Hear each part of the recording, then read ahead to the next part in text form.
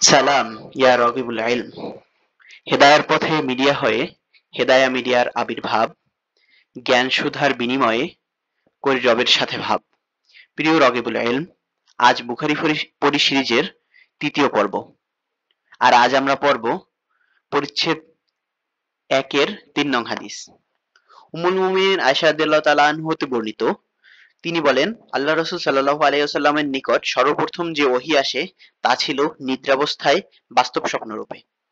যে স্বপ্নই তিনি দেখতেন তা একেবারে প্রভাতের আলোর ন্যায় প্রকাশিত হতো। অতঃপর তার নিকট নির্জনতা পছন্দনীয় হয়ে দাঁড়ায় এবং তিনি হেরার গুহায় নির্জনে অবস্থান করতেন। আপন পরিবারের নিকট ফিরে এসে কিছু খাদ্য সামগ্রী সঙ্গে নিয়ে যাওয়ার পূর্বে এভাবে সেখানে তিনি একনাগাড়ে বেশ কয়েকদিন ইবাদতে মগ্ন থাকতেন। অতঃপর খাদিজা রাদিয়াল্লাহু তাআলা আনহুর নিকট ফিরে এসে আবার একই সময়ের জন্য কিছু খাদ্যদ্রব্য নিয়ে যেতেন। এভাবে হেরা গুহায় অবস্থানকালে তার নিকট ওহী আসলো। তার নিকট ফেরেশতা এসে বলল, পাঠ করুন। আল্লাহ রাসূল সাল্লাল্লাহু আলাইহি ওয়াসাল্লাম বলেন, আমি বললাম, আমি পড়তে জানি না। রাসূল সাল্লাল্লাহু আলাইহি ওয়াসাল্লাম বলেন, অতঃপর সে আমাকে জড়িয়ে ধরে এমন ভাবে চাপ দিল যে আমার খুব কষ্ট হলো।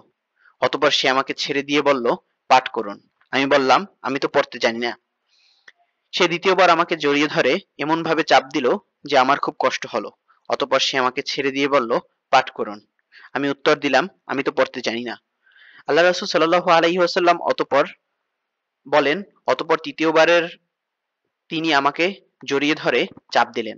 তারপর ছেড়ে দিয়ে বলেন, পাঠ করুন আপনার রবের নামে, যিনি সৃষ্টি করেছেন। যিনি সৃষ্টি করেছেন মানুষকে জমাট রক্তপিণ্ড থেকে। পাঠ করুন, আর আপনার রব অতিশয় দয়ালু। সূরা আলাক ১-৩ নং আয়াত। অতঃপর এ আয়াত নিয়ে আল্লাহ রাসূল সাল্লাল্লাহু আলাইহি ওয়াসাল্লাম প্রত্যাবর্তন করলেন। তার হৃদয় তখন কাঁপছিল। তিনি খাদিজা বিনতে খুয়াইলিদের নিকট এসে বললেন, আমাকে চাদর দ্বারা আবৃত করো, আমাকে চাদর দ্বারা আবৃত করো। তারা তাকে চাদর দ্বারা আবৃত করলেন, এমনকি তার শঙ্কা দূর হলো। তখন তিনি খাদিজা রাদিয়াল্লাহু তাআলা আনহুর নিকট ঘটনা বৃত্তান্ত জানিয়ে তাকে বললেন, আমি আমার নিজেকে নিয়ে শঙ্কাবোধ করছি। খাদিজা রাদিয়াল্লাহু তাআলা আনহু বলেন, আল্লাহর কসম, কখনোই নয়। আল্লাহ আপনাকে কখনো লাঞ্ছিত করবেন না। আপনি তো আত্মীয় স্বজনের সঙ্গে সদাচরণ করেন, অসহায় দুস্থদের দায়িত্ব বহন করেন, নিঃস্বকে সহযোগিতা করেন, মেহমানের আপ্যায়ন করেন এবং হক পথের দুর্দশাগ্রস্তকে সাহায্য করেন। অতঃপর তাকে নিয়ে খাদিজা রাদিয়াল্লাহু তাআলা আনহু তার চাচাতো ভাই ওয়ারাকা ইবনে নওফল ইবনে আব্দুল আসাদ ইবনু আব্দুল উজ্জাহ এর নিকট নিয়ে গেলেন। তিনি অন্ধকার যুগে ঈসাই ধর্ম গ্রহণ করেছিলেন। তিনি তিব্রানি ভাষায় লিখতে পারতেন এবং আল্লাহর তাওফিক অনুযায়ী তিব্রানি ভাষায় ইনজিল হতে ভাষান্তর করতেন। তিনি ছিলেন অতি বৃদ্ধ এবং অন্ধ হয়ে গিয়েছিলেন। খাদিজা রাদিয়াল্লাহু তাআলা আনহু তাকে বললেন, হে চাচাতো ভাই, আপনার ভাতিজার কথা শুনুন। ওয়ারাকা তাকে জিজ্ঞেস করলেন, ভাতিজা, তুমি কি দেখো? আল্লাহ রাসূল সাল্লাল্লাহু আলাইহি ওয়াসাল্লাম যা দেখেছিলেন সবই বর্ণনা করলেন। তখন ওয়ারাকা তাকে বললেন, এটা সেই বার্তাবাহক যাকে আল্লাহ মুসা আলাইহিস সালামের নিকট পাঠিয়েছিলেন। আফসোস, আমি যদি সেদিন থাকতাম, আফসোস, আমি যদি সেদিন জীবিত থাকতাম, যেদিন তোমার কওম তোমাকে বহিষ্কার করবে। আল্লাহ রাসূল সাল্লাল্লাহু আলাইহি সাল্লাম বললেন, তারা কি আমাকে বের করে দেবে? তিনি বললেন, হ্যাঁ, তুমি যা নিয়ে এসেছো এরূপ ওহী কিছু যিনি নিয়ে এসেছেন তার সঙ্গেই বইটিতে পূর্ণ আচরণ করা হয়েছে।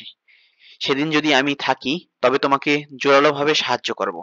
এর কিছুদিন পর ওয়ারাকা রাদিয়াল্লাহু তাআলা আনহু ইন্তেকাল করেন আর ওহীর বিরতি ঘটে।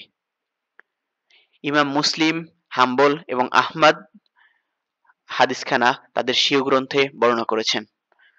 এভাবেই প্রতিদিন একটি করে হাদিস শিখে রাসূল সাল্লাল্লাহু আলাইহি সাল্লামের ব্যক্তিত্বকে আপন করে নিতে হেদায়া মিডিয়া সাবস্ক্রাইব করে বেল বাটনে অল সেট আপ করুন। আর ফেসবুকে ফলো করুন, যাতে রাসূল সাল্লাল্লাহু আলাইহি সাল্লামের কথাগুলো আপনার কাছে চলে যায় সবার আগে। সদকায়ে জারিয়ার মর্তবা অর্জনে লাইক, কমেন্ট, শেয়ার করে পাশেই থাকুন। আসসালামু আলাইকুম ওয়া রাহমাতুল্লাহি ওয়া বারাকাতুহু।